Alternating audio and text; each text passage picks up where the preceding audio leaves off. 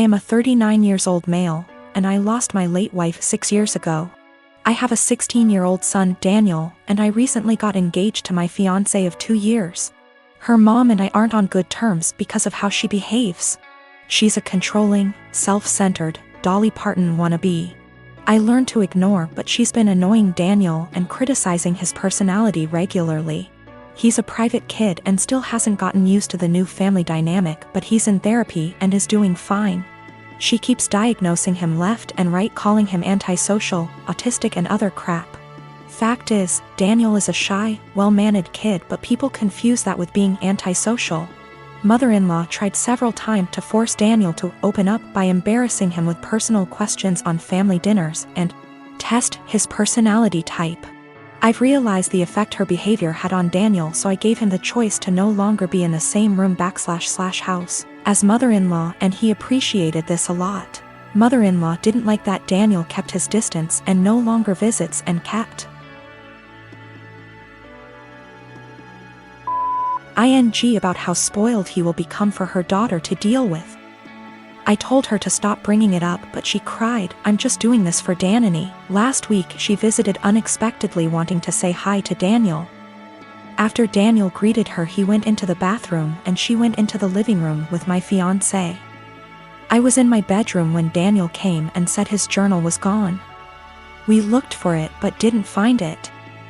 I asked my fiancé, who was alone in the kitchen, but didn't see it. I paused for a second to ask where mother-in-law was. My fiancé said in the living room, but I saw her coming down the stairs. I asked where she was. She said the bathroom. I saw her purse in hand, so I bluntly asked if she took Daniel's journal. She looked offended and called for my fiancé when I insisted to see inside her purse. She wanted to leave, but I didn't let her. Fiancé told me to stop it, but I insisted, and the journal was there. Mother-in-law tried to explain this was her only chance to get to know Daniel better because she cares about him. I blew up at her and berated her for stealing from my son and told her she's banned from my house for the stunt she pulled. She argued with me, then left. My fiancé apologized for her but said banning her from the house was over the top. It backlashed and father-in-law argued and hoped his daughter realizes how I am and call off the wedding for refusing to apologize to Mil. Fiancé said her family won't come to the wedding till I reconcile with her mom and cancel the ban, but I won't let my son be disrespected in his own house and asked my fiancé to understand. I'm refusing to reconcile, but am aware this could ruin my relationship with all my in-laws, not just mother-in-law, and my fiancé thinks I'm selfish to cause drama. Let me start off by saying my son, Adam, is 22 years old. Back when my ex-wife, Tori, and I were trying for kids, we found out that I was infertile. We decided we'd adopt, then about 4 months later my ex-wife is pregnant. I was thrilled because I thought maybe the doctor made a mistake. No, I was wrong. My ex-wife cheated on me and I didn't find out until 20 years later. Tori told me 2 years ago that she cheated on me. And we did a paternity test to make sure, and well, he's not my biological son. My ex and I divorced a few weeks later. Ever since my son found out the truth, he wanted to meet his biological father. He did, and they started to become really close. It hurt me much more than I thought it would. He's an adult, he can make his own decisions, but it hurt really bad. They started to bond really well, and all of a sudden Adam became really distant from me. It's been like this for almost a year and a half. I tried to text him to make plans for dinner and he said he's busy with Chris, biological father. I tried numerous times to connect with him by calling and texting, but he never made plans aside from like a meal every other month. We used to do stuff every other week, but it's been completely different since he found out about Chris. I couldn't stand it. My son, who I raised since he was a baby, treated me like I didn't matter. Anytime we'd actually have plans, he would still be cold and distant. What I mean by that is became much more defensive of his personal life. I'd ask him how classes or friends were and he'd just say they were fine but never go deeper than that.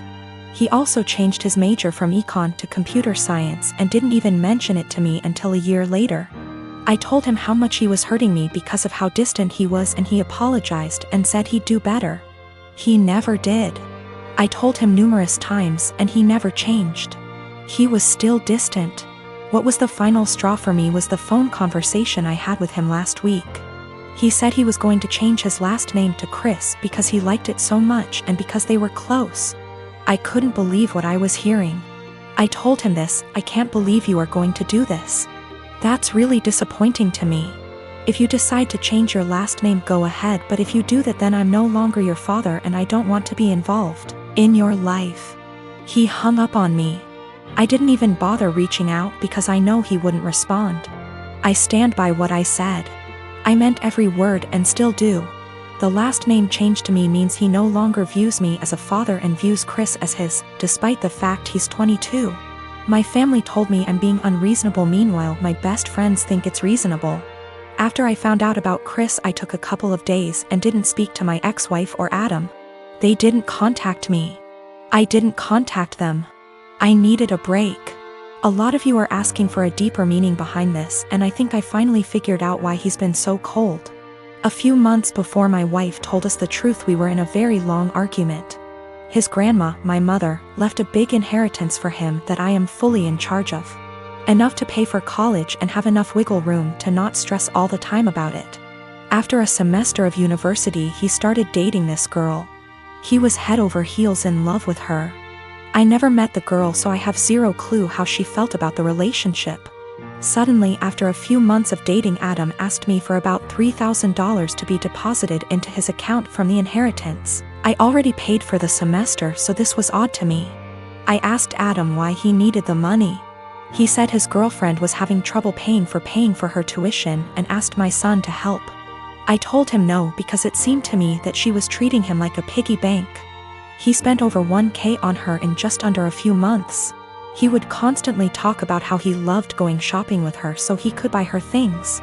To me, she was just after my son's inheritance, and I was right. What I said to him was basically this: Adam, you haven't been dating this girl for very long at all, and for me to give you that much money just to spend on her after a few months doesn't sit well with me. That's the money your grandmother left you for your college career, not hers. If you two were more serious, then I would think about it, but I'm not giving you that much money to just give your girlfriend. Turns out my guess was right, and she was after his money. They broke up shortly after and have had an on-again, off-again relationship ever since. He was upset with me, but he eventually got over it after a few months. Then we found out about my ex's affair. I don't know if that's the real reason he's so cold. That was a huge argument that went on for weeks until she left him. I have been with my wife for 10 years now, and she always has had this habit of making me look bad with our finances. Whenever anything regarding spending money comes up, she will always say how broke we are and she doesn't have the money to do this or buy that. The thing is, we are doing well financially. We have decent jobs and combine our salary is roughly $125K / year. As of today, our net worth is more than $1 million, but less than 2. I had saved / invested a lot before getting married, so I gave us a good head start. I control the finances / take the lead, but we both agreed to living a very modest life. We both have our cars from college, for example, Honda and Toyota. She knows everything about our finances because at least once a month I go over it with her every time I deposit money in our investment accounts or our kids' college funds. For banking, we have an emergency fund, and I budget everything else to go straight into investments. We basically stay right at $10,000 in our bank savings account and $500 in our checking account after bills. Most of the time there is more than $500 in our checkings, but once I pay our CC each month, I then move anything extra. We always use the CC, so it's not like we only have $500 to spend. Our CC limit is $25,000. A few months ago we had dinner with her friends and they talked buying a new car. My wife said something like, "I wish I could get a new car, but I'm always broke after paying the bills." We still have our college cars. Wife does not want a new car. She will go on to talk about if she had money what she would want to buy, and it always makes me feel ashamed. This "I'm broke" story has been happening for years. When we were driving home, I asked her about. She understood we have the money, but it's how she feels because her bank account is always low. I said I can increase our budget or keep more money in our bank if she wants. Since we are doing well, I'm okay with spending more. She said no and again was happy with our finances. I explained that when she says we are broke it makes me look bad and I feel ashamed. It's as though I can't provide for the family and / or I am bad with money. She doesn't see it that way. The same conversation has come up numerous times about us being broke. Recently, I reminded her numerous times it makes me feel and look bad in front of friends and family.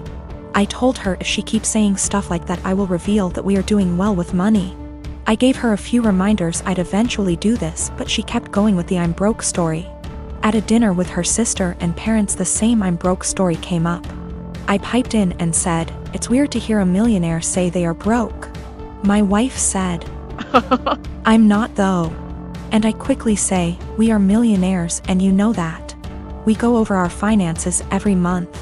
Well, the I'm broke story stopped after that and the night went on as usual. A little later the same thing happens with her friends and I use the same line. Now my wife is mad at me for using that line and revealing roughly how much money we have. She said it seems like I'm gloating. I say it's better than making me look like I'm running us into the ground financially. I'm pretty open to us spending money and I don't restrict her spending.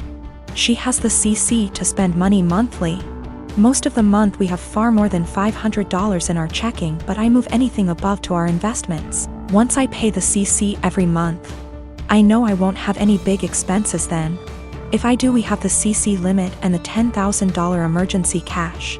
We live on a really cheap area and had a low cost of living. We never felt RHE need to upgrade until we wanted to start having kids. I didn't have to change our lifestyle much to save a lot. My job is in demand and pays well because nobody wants to live out in my area. So after expenses I take home a lot more than I would living in a major city. Probably 3 to 4 times more net savings annually if I had to guess. She doesn't want a new car and has told me that multiple times. She doesn't like driving and feels comfortable with her current car. She doesn't know what she wants to do when she retires.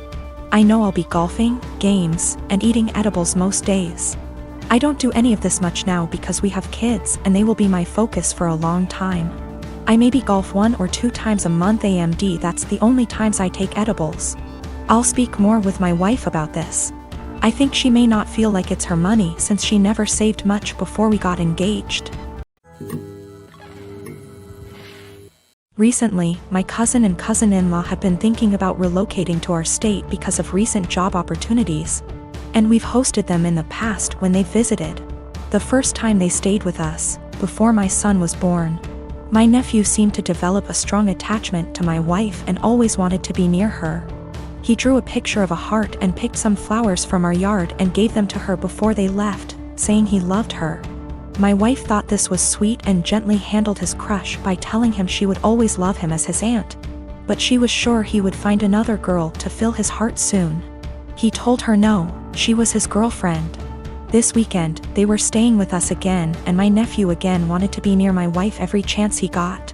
His mom and dad noticed and told him that because my wife now had to care for our son, she couldn't pay attention to him as much as before. He got upset telling us that she was his girlfriend and had a meltdown, which caused my son to start crying. When my wife got up to take our son to another room to calm him down, my nephew got up to follow and his dad had to forcibly restrain him from following them. I stood up to block the hallway into the separate room just in case he got away from his dad. Once they calmed him down, they apologized for his behavior and said they would keep better tabs on him. Here's the part where I may be the asshole. I told my cousins I didn't feel comfortable with my nephew being so possessive of my wife, and I know for sure she didn't.